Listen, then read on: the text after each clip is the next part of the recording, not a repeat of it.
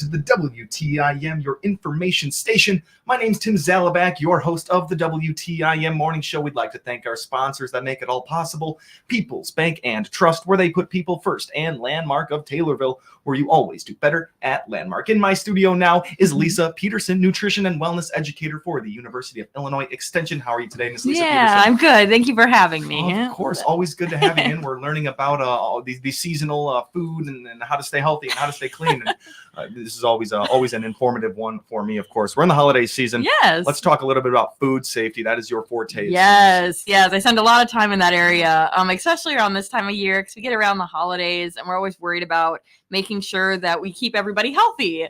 One of the ways that we can prevent sickness is through our food. So making sure we're washing hands constantly and that we're keeping our surfaces clean. That's one thing we really encourage on that cleaning side of things before you even start the cooking, is making sure you're cleaning and you're sanitizing your surfaces. That's very important because that'll prevent salmonella, listeria.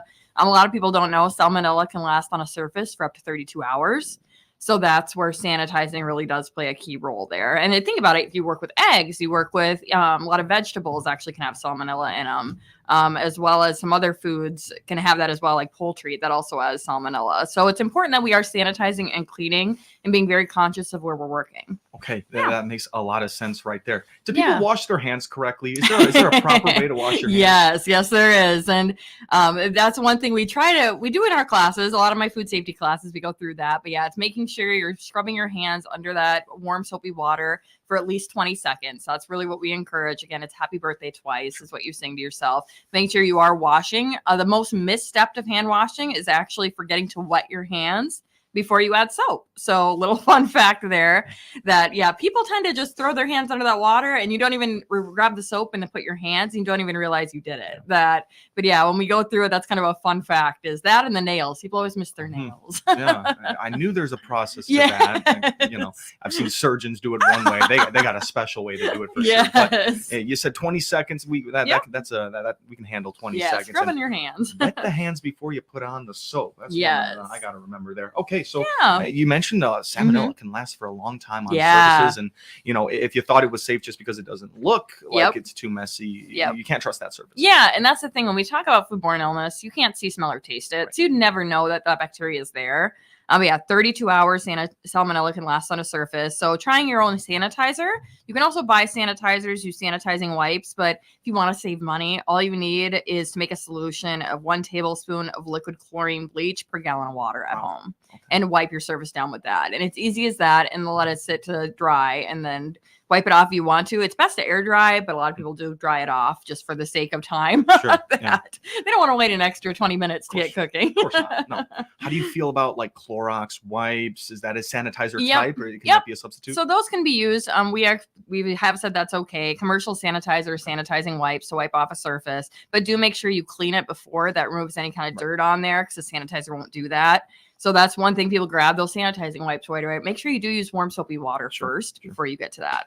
Alrighty. So we're talking about staying safe while cooking the food. Now, while the food is cooking, what do we need to be aware of to make sure what we're eating isn't contaminated, make sure things cooked all the way through that? And that's just it. Keep making sure everything is cooked all the way through, having a food thermometer. I know a couple of years I've sent friends like thermometers that are magnets that go onto their fridge because it's easy to see and we know we won't lose them and we're more likely to use them if we see them. So making sure you're using those food thermometers for your chicken, for your meat, for seafood, eggs. And that's one thing, again, going back to salmonella and eggs, is we make a lot of eggnog during the holidays. Make sure you're using pasteurized eggs when you do that, because unpasteurized, higher risk of salmonella in there. And a lot of times, anything that calls for a raw egg, you really should try to use the pasteurized version. That's not usually, you got to look for them in the grocery store, because most eggs are unpasteurized. Otherwise, you do need to cook it up to about 160 degrees to destroy any harmful bacteria. Wow. Okay. So I'm a big eggnog guy. I've never thought about making it myself. Do you know the recipe for that? I don't have top of my head. We do have it with an extension. I can get somebody if somebody calls and needs it. But it's very easy. Except in the grocery store, if you buy them in the containers, they're more than likely pasteurized. So they say it on the label. But if you're making them at home, I know we were a big homemade eggnog family. Cool. And that's one thing. You make it and then you put a thermometer in it. Make sure you get it to 160. Because again, raw eggs can make you sick. Of course. Yeah. So there's a process of that cooking up on the stove. And then just make sure it's at 160. Yep. Okay. Wow. Very cool. Making eggnog. Yeah. Sounds like it would be easy. I'm just gonna keep buying it from the store, unfortunately. But Keep it easy. yeah, that's really fun. You said that recipe can be found at Extension. You Yes. got a lot of holiday recipes right now. Absolutely. And especially if you have health issues too, we have diabetes recipes that are a little bit more catered to it. We always encourage fruits and vegetables during the holidays, and that's one that often goes to the wayside. So definitely call us. I can happily give you recipes that are a little bit healthier, a little bit. I know I had a class over this week doing Grinch kebabs, and all it was a grape, a banana for his little brim of his hat, and then it was a strawberry, and then a little marshmallow on top. So a good way to incorporate fruit. It's fun for the kids to make with you, and you can use it as a dip for like yogurt or for dark chocolate or something like that. Totally. Yeah. I heard recently, and this is a little off topic, I guess, I heard celery can help with a sore throat. Is there any truth to that? I have not heard that. Celery is a pretty low-calorie food. I don't know. I mean, any fruit or vegetable you're going to add in is going to add extra nutrients to your body. Okay. Yeah, I'd have to look. That makes me curious now. You might see a blog coming out from me about it. I'll be looking out for it. I have not heard that, but there's a lot of new research that comes out. But yeah, that's one thing. Always call us if you hear those things, so we can hopefully help justify it. Sure. But yeah, never heard that one. Whenever that sore throat comes on, everyone's looking for a quick fix. I thought I might have found it with celery, but please go eat some celery. It's good for you. No problem eating celery. You still have your celery, even though it doesn't help sore throat. It still tastes good. Yeah. What else do we got for food safety? Sure. So the other thing is we do a lot of baking during the holidays, and again, it's always a kind of a hot topic. We talk about cookie dough, and because we're not using pasteurized eggs, there's a higher risk for salmonella. A lot of times when I talk about it, our main concern is actually the flour. So raw flour contains E. coli. And that's really the concern there. You're more likely to get sick from that raw flour than you are from that egg. So it's 1 in 20,000 eggs actually makes you sick. So it's very low. You're going to get salmonella. But the E. coli is much higher.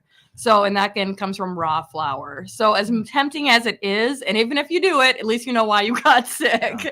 It's that E. coli in there. So make sure you do cook it before you decide to taste it.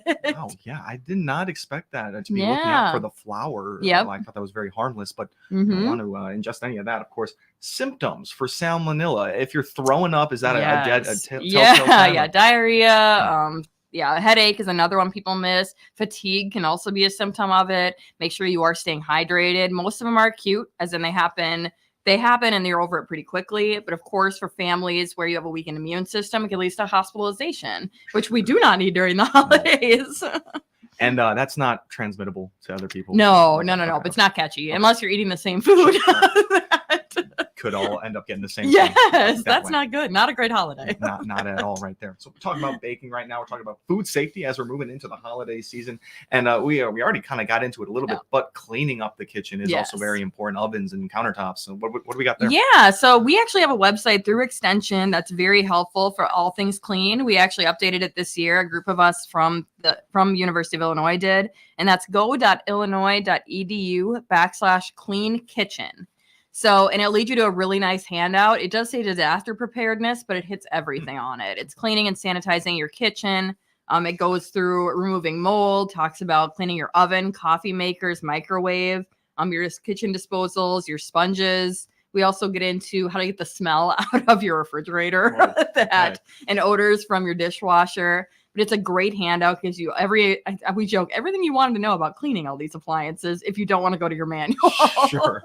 We'll give you some general guidelines for cleaning. And I always think either before the holidays or after, it's a good idea to do a deep cleaning of your kitchen. So just to make sure no one's getting sick. Yeah, it's a great time to do that.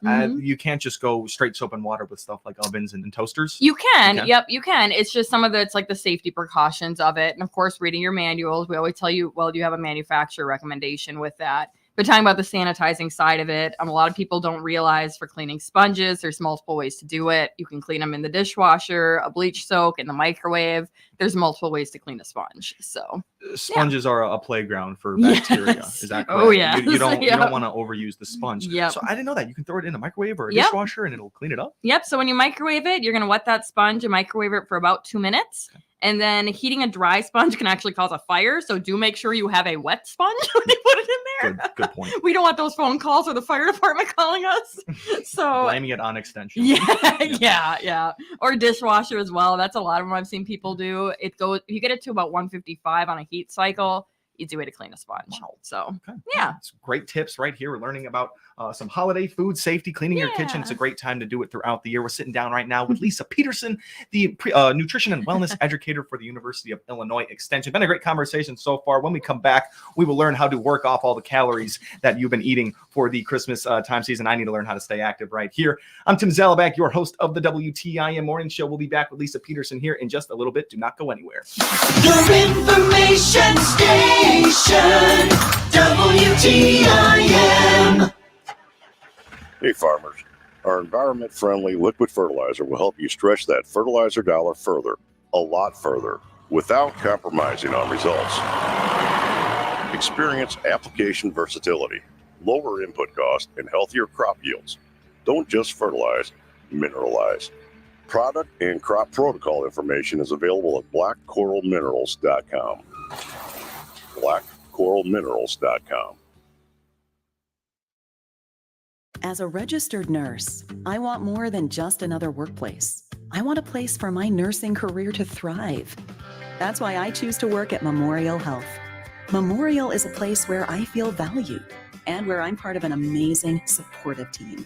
If that sounds like the place for you too, apply to become a Memorial nurse today. See benefits and schedule an interview online at jobs.memorial.health/nursing. Memorial is an equal opportunity employer.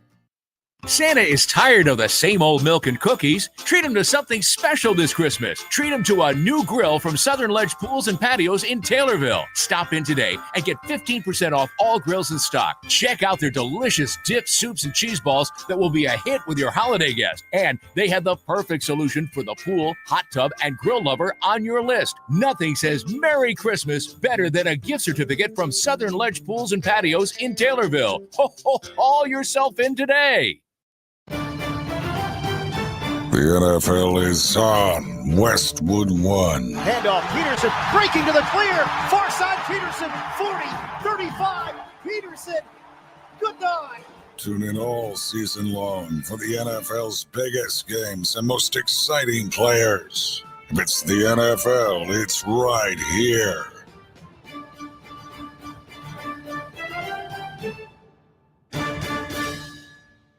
Follow the NFL on WTIM AM and FM for Sunday afternoon doubleheaders, Monday night and Thursday night football, the divisional championships, and the Super Bowl. Brought to you by Landmark of Taylorville, Nikes Floor Coverings, Dan Rizzo with American Family Insurance, Advanced Eye Care, Brandon Bible, Your Country Financial Agent in Taylorville, The Villas of Hollybrook, Family Drug, Zach Pancoast, Rossiter and Bulk LLC, Corner Copy Print Shop, Midstate Eye, Game Day Custom Tees, J&R Collision, First Federal Savings and Loan, and Shelby Electric Cooperative. CNB Bank and Trust has been helping open doors for Central Illinois farmers since 1854. Find out why they're among Illinois' top ag lenders by clicking their icon at TaylorvilleDailyNews.com. Member FDIC. Hi, I'm Bob Raddings of the Bob Raddings family of dealerships. See our huge inventory of about 2,000 vehicles by clicking on our ad at TaylorvilleDailyNews.com. Your information station, WTIM. Welcome back to the WTIM, your information station. We are in the midst of the WTIM morning show right now with Lisa Peterson, nutrition and wellness educator for the University of Illinois Extension. It's been a great conversation so far. Before we move, we'd like to thank our sponsors that make it all possible. People's Bank and Trust, where they put people first, and Landmark of Taylorville, where you always do better at Landmark. Lisa, that first half, we talked all about how to stay safe while cooking and cleaning your kitchen. But now I've eaten a lot of Christmas meals and we're in the new year. How am I staying active during these winter months? Well, first, I do want to start out with, we never want anyone to feel bad about the holidays and eating and think that side of it. I'm like, we were just joking. I made a bunch of Christmas cookies and they all look at me like, you're a nutrition educator. Why did you make all these cookies? I'm like, it's one time a year. It's moderation. I'm like, it's okay. Yeah. Don't feel guilty about eating all the great desserts and the options out there. But one way we do manage stress during the holidays is through physical activity. So when I say that, and that's always kind of a hard topic, it's the American or the physical activity guidelines for Americans recommend somewhere around 150 minutes per week of physical activity. That's 30 minutes a day or even break it down further. That's actually, you can do 3 10-minute segments a day. So that is okay. We've shown research that it does beneficial to do those smaller segments and still be okay throughout the week. But there's different ways to do it. So when we say moderate, it's mainly getting your heart rate up. So when you think about it, you're probably doing it and not even realizing it. So think about cleaning. Like when you clean for the holidays, that's one thing. That's a great workout. Washing windows, doing floors for 45 minutes to an hour all count as moderate physical activity. So that's one thing. Turn on the holiday tunes and get to that cleaning, and you're still getting a workout in. You just don't even realize it. That's perfect and easy to add into your schedule, and you're getting something done while you're getting the heart rate up. Yep, and sneaking it in too. Sure. I mean, it's even when you're baking, as you're making those cookies or doing all the holiday goodies, is when things are baking, walk around your house, do other things, keep yourself moving. Do lunges, do squats. You got cans of vegetables there, lift them as little weights. You can find ways to stay active in your kitchen. You just got to be a little bit more conscious about it. And yeah, rather than going to sit down like waiting for that water to boil, do squats in your kitchen until you're ready to cook. So things like that. The other one that's kind of fun to do, I recommend to families, is keeping everybody involved. So watch, say, your favorite holiday movie, and every time they say the word Christmas, you have to do 5 jumping jacks. So that's fun. Everybody's moving or doing it, so you have to march in place or something like that. We've tried that once with a group of people, and we did National Lampoon's Family Vacation. Okay. And we said every time they said Christmas, and yeah, people were exhausted by the time we finished the movie. So that's kind of a fun way. You could do knee lifts. It could be very, very simple. It could be, again, taking those cans and lifting weights as you sit and watch TV, walk during commercials, finding little ways to sneak them in, even going for walks. Illinois is pretty moderate around this time of year. Hopefully the holidays will be the same way. We're going for a walk after you eat, rather than everybody sitting around, having everybody get up and just go walk the neighborhood. Sure. Yeah. I feel like these physical activities being added in your schedule, it becomes a habit at some point. All of a sudden you find yourself doing squats while waiting for your water to boil, like you said. Yeah. And that right there would be an amazing habit to take up. And that is really awesome. What else? Yeah, and really focusing on why you're doing it. So that's something where people tend to lose the habit because they're like, well, I'm too tired to do this. Having it near you, put it on your fridge, somewhere where you're going to see it. Why am I being active? Sure. Is it because I'm trying to not get heart disease? Am I trying to live longer for my family? Am I trying to relieve some stress during my week? Having that visible on why I'm trying to stay active is very important. It's going to be a motivator to keep you moving. Sure. Gotta have a goal with all of it and let you know why you're doing it. That's really awesome. So talking about staying active right now inside these Christmas months, moving into the new year, and there are always ways to do it. It sounds like. What if we're talking about food? If you want to maybe some alternatives. What Yep. So when we get closer to the holidays, the one thing to think about too is mindfulness. That's always a hard thing to touch on, but we have to do buffets. I know our family does it where you have a buffet of food, you grab it, you sit down. Before you go for seconds, wait roughly about 20 minutes before getting up. Either have a drink of water, talk to other people at the table, because that'll give time for your stomach to catch up with your head. And it'll warn you of those hunger cues. So if you often feel miserable after eating on the holidays, you're like, oh, I'm so full. It could be because you ate things so fast that your brain wasn't able to catch up with your stomach. So that's one little hack, is kind of sitting down and before you go for the dessert or the seconds, give your body some time to digest before getting up and moving. That's always a concept I had to wrap my brain around there. It takes time for your stomach to tell your brain that you're hungry or that you're hungry or that you're full. Yep. So take that little bit of time. It's hard though, Lisa. Yeah. You gotta just take just 20 minutes though. Yep. Have a glass of water, sit and talk to people at the table. Another thing too, we often trying to have a goal of weight loss in the holidays isn't necessarily realistic, but thinking about when you sit down, eat the salad first, eat the vegetables or the fruit first. That'll fill you up. That's when you're the most hungry. It'll also fill you up with the fiber, the vitamins, things like that we need in our body before you go for the heavier foods. So the proteins and the higher fat options. But that's a little hack I give to people all year round, is eat the fruits and vegetables first when you're the most hungry. That's some great advice. We are in our last minute right here. Any last words for our listeners? Yeah. So if you have questions, you can always get a hold of me. Best way, because I work in 4 counties, is via email, and that is lap5981@illinoisspelledout.edu. And I can get you recipes. I can answer questions about how to eat for diabetes, things like that. And be watching for the new year for our programming. Beautiful. Lisa, thank you so much for being here with us. Yeah, thank you. Absolutely. That's Lisa Peterson, nutrition and wellness educator for the University of Illinois Extension. My name's Tim Zalabak, your host of the WTIM Morning Show. Thank you all for listening. Your information station, WTIM.